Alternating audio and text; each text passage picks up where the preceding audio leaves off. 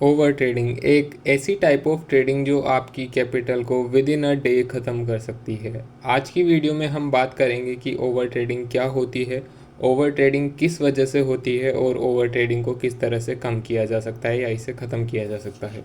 तो वीडियो शुरू करने से पहले अगर आपने अभी तक चैनल सब्सक्राइब नहीं किया है तो आई रिक्वेस्ट यू ऑल कि आप चैनल सब्सक्राइब ज़रूर करें।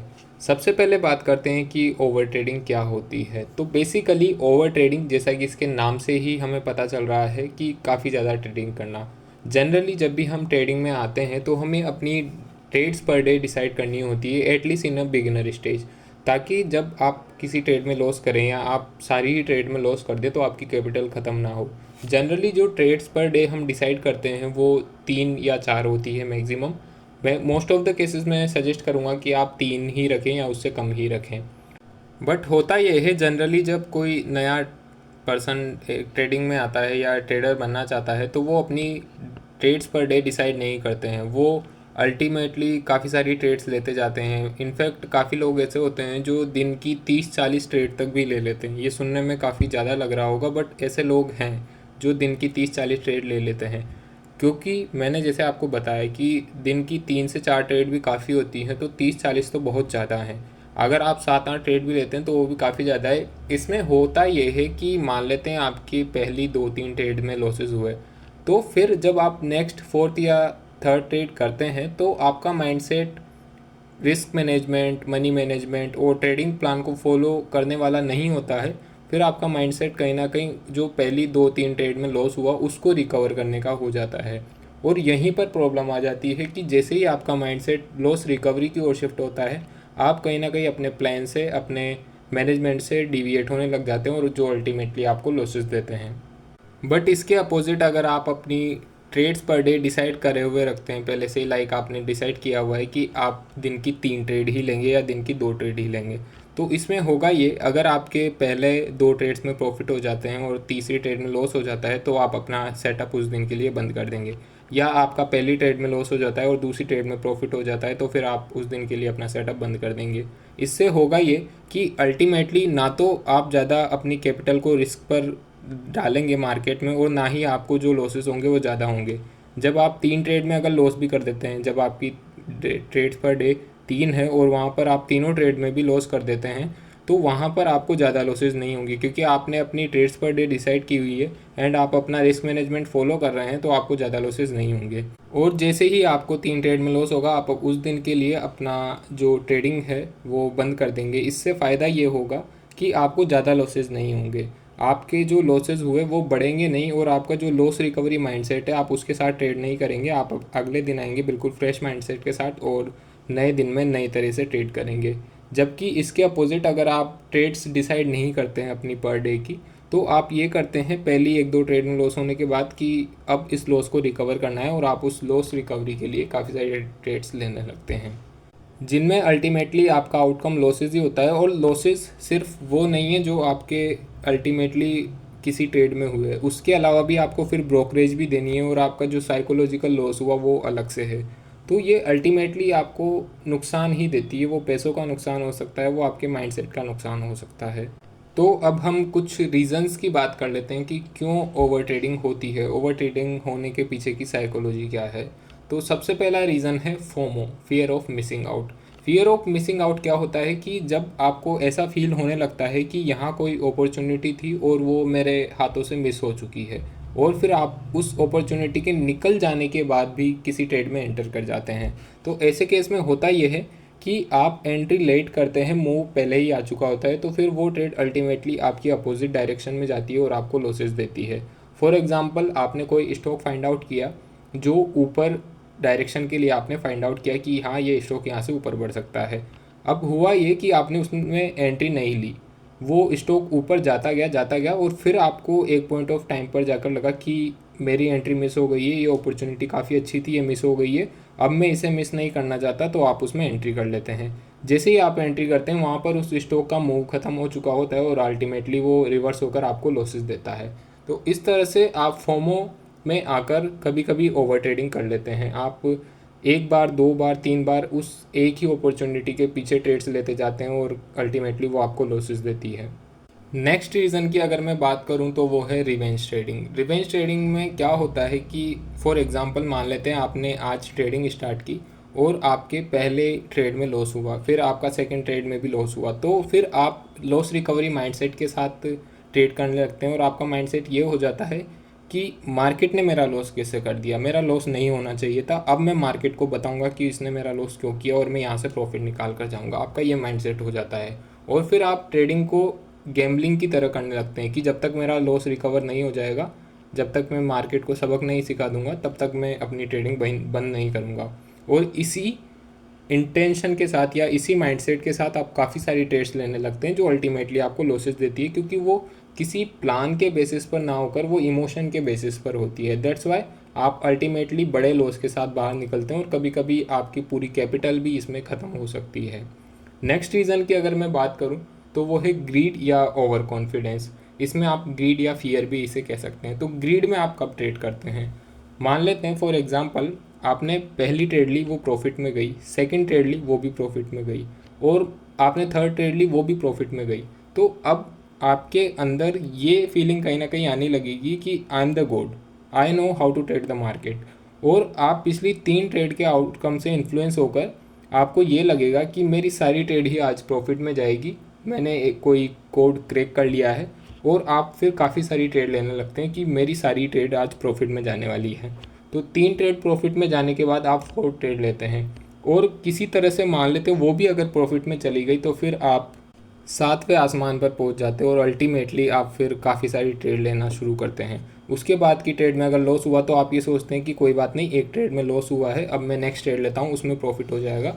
और इस तरह से आप ट्रेड लेते लेते अल्टीमेटली जो आपने प्रॉफिट कमाया उसे भी लॉस कर देते हैं और आपकी कैपिटल भी वहाँ कहीं ना कहीं आप लॉस कर देते हैं।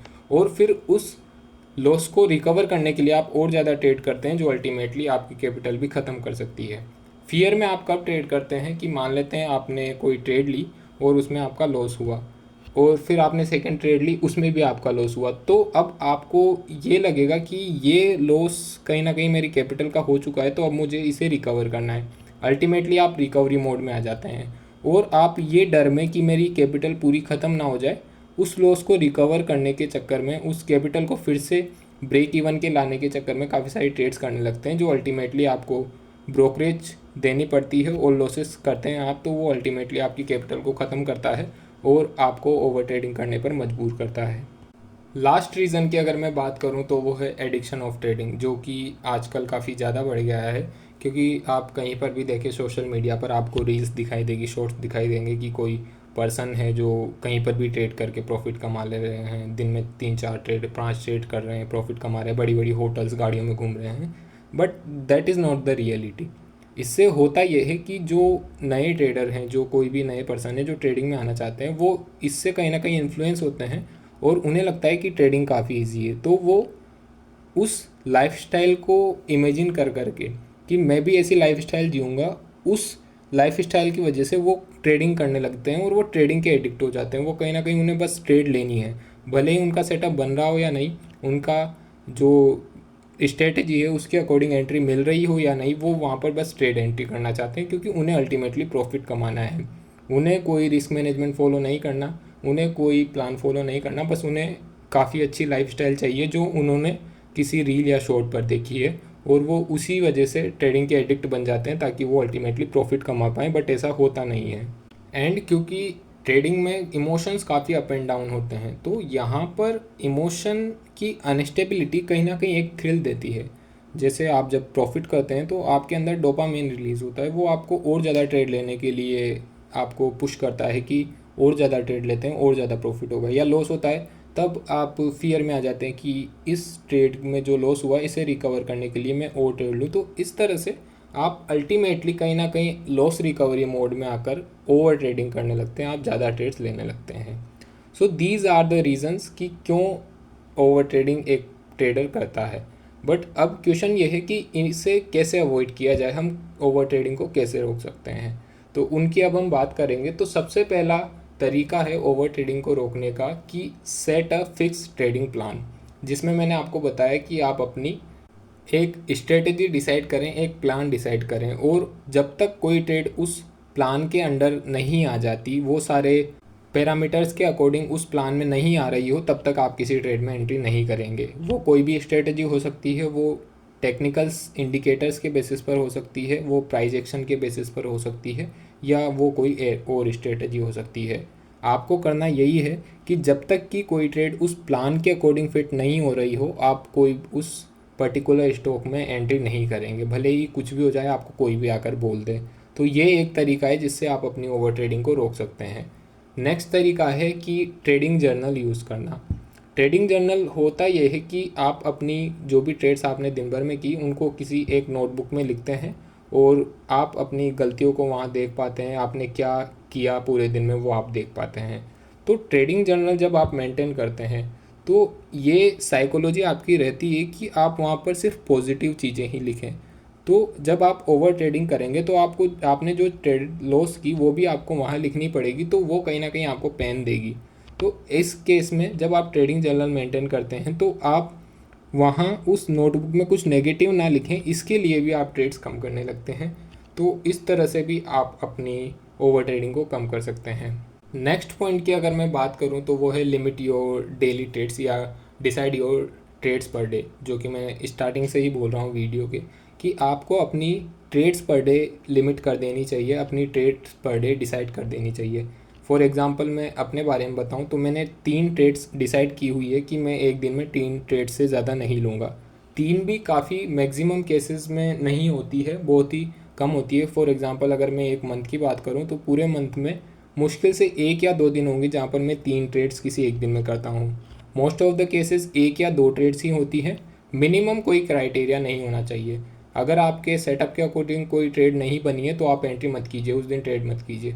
मैक्सिमम आपको डिसाइड करना होगा। मैं सजेस्ट करूँगा कि 3 ट्रेड आप मैक्सिमम डिसाइड कर सकते हैं पर डे के लिए। फोर्थ सॉल्यूशन की अगर हम बात करें तो वो है टेक अ ब्रेक, जो कि एक काफ़ी अच्छा सॉल्यूशन है कि जब भी आपको ट्रेडिंग में बड़े लॉसेस हों या बड़े प्रॉफिट्स हों तो आपको ब्रेक लेना चाहिए। इससे होता यह है कि जो भी आपका आउटकम आया, प्रॉफिट या लॉस, उससे आप इन्फ्लुएंस नहीं होते हैं और उस आउटकम के बेसिस पर आप कोई ट्रेड नहीं करते हैं। जो अल्टीमेटली आपको प्रॉफिट देता है वो आपका फाइनेंशियल प्रॉफिट हो सकता है, वो आपका माइंडसेट स्ट्रॉन्ग कर सकता है। तो ऐसे केसेस में जब भी आपको काफ़ी अच्छे प्रॉफिट हों या काफ़ी अच्छा लॉस हो जाए, ज़्यादा लॉस हो जाए, तो आप वहाँ पर एक ब्रेक ले लें। उस दिन आप ट्रेड ना करें या 1-2 दिन आप ट्रेड ना करें, कहीं घूमने चले जाएं, तो वो आपको अल्टीमेटली काफ़ी फ़ायदा देता है। लास्ट सॉल्यूशन की अगर मैं बात करूं तो वो है focus on quantity over quality.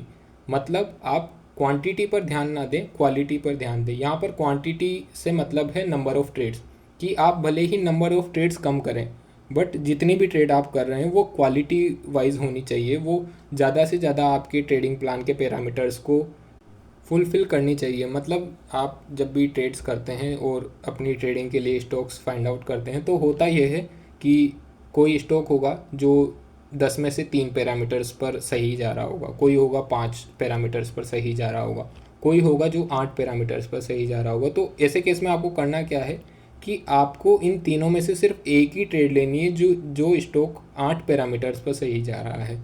तो इस तरह से आप क्वांटिटी पर फोकस ना कर क्वालिटी पर फोकस कर रहे हैं। ये मैंने 3 ट्रेड्स का एग्जांपल दिया, बट ये सिर्फ एग्जांपल है।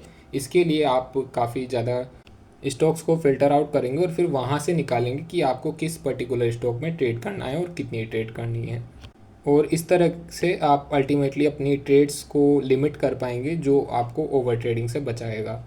So this is the video on over trading. मुझे कमेंट करके ज़रूर बताएं कि आपको ये वीडियो कैसी लगी, और अगर आप अपना फ्री डीमैट अकाउंट ओपन करना चाहते हैं तो मैंने वीडियो के डिस्क्रिप्शन में एंजल वन और फायर्स का लिंक दिया हुआ है। आप उसके थ्रू अपना अकाउंट लॉगिन कर सकते हैं, अपना अकाउंट ओपन कर सकते हैं।